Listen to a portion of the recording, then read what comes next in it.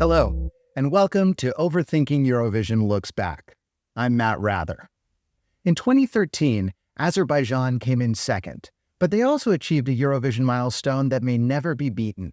That was the last year of the best 5-year stretch in Eurovision history. We did a whole data analysis that we'll be sharing later in the season, and Azerbaijan's run from 2009 to 2013 was astonishing. They finished in the top 5 each of those years, and this was a period where there were about 40 countries competing. How did they do it? Part of the answer is they hired the world's greatest Eurovision songwriters. Check out this list. I haven't seen this many Swedes since Be Kind Rewind. But Azerbaijan's success was also about paying attention to what worked the year before.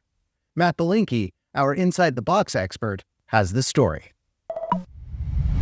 In 2011, Azerbaijan had a grueling Eurovision selection process starting with over 100 applicants. After 9 televised selection shows, the jury unexpectedly announced 2 of the finalists as the co-winners, pairing them up even though they had been competing solo. Now, this sounds like the plot of a super cute Netflix romantic comedy, but it was a clever strategy too. At Eurovision the year before, there were 2 duets in the top 5 finishers. Wanna know, could you ask for more? Don't stop, make it drop, it's taking a sign. Azerbaijan saw that duets were hot, and they capitalized on that to win a surprise victory in Dusseldorf. Now, in 2012, the big story was Loreen's historic victory. We did a whole video about that last year. She brought the contest mainstream pop success and legitimacy, but she also changed the way that songs were staged.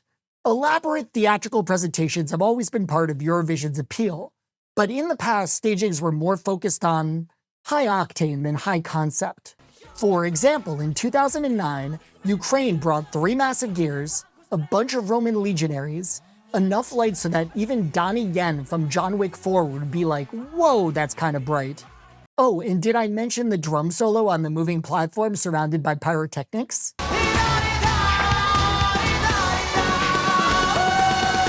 Fun fact, the BBC reported that Svetlana Loboda had to mortgage her house to pay for all of this. You're not going to lose the house. Everybody has 3 mortgages nowadays.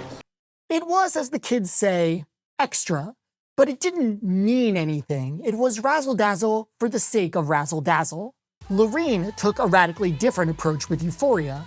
In a lot of ways, Euphoria's staging felt low-key compared with some of the bombast we were used to, but it had a level of artistry and creativity that fans really responded to, and Azerbaijan was taking notes. Write that down, write that down! Here's Azerbaijan's song from 2012, before Loreen's success.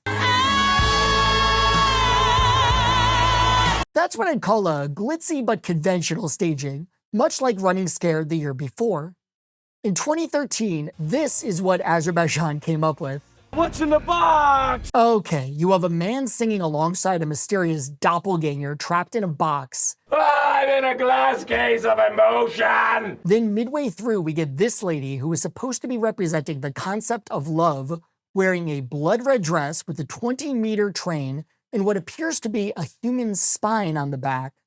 Somewhere, Guillermo del Toro watched this and smiled.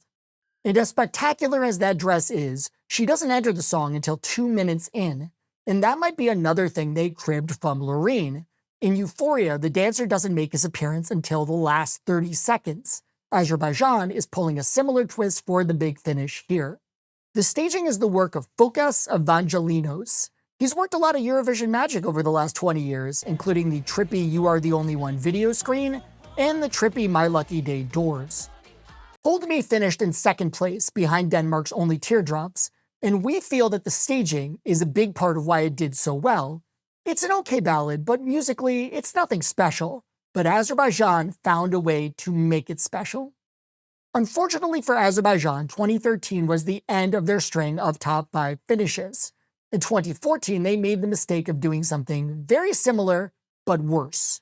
Start a Fire is another ballad, with another acrobat acting as a mysterious double for the singer. But the point is that a real magician tries to invent something new that other magicians are going to scratch their heads over, you know? Start a Fire isn't bad, but it's not mesmerizing like Hold Me was. The song made the finals, but finished in 22nd place. The Azerbaijani hot streak was broken. Azerbaijan had a rough 2023, earning only 4 points in their semifinal with Indy Jedward.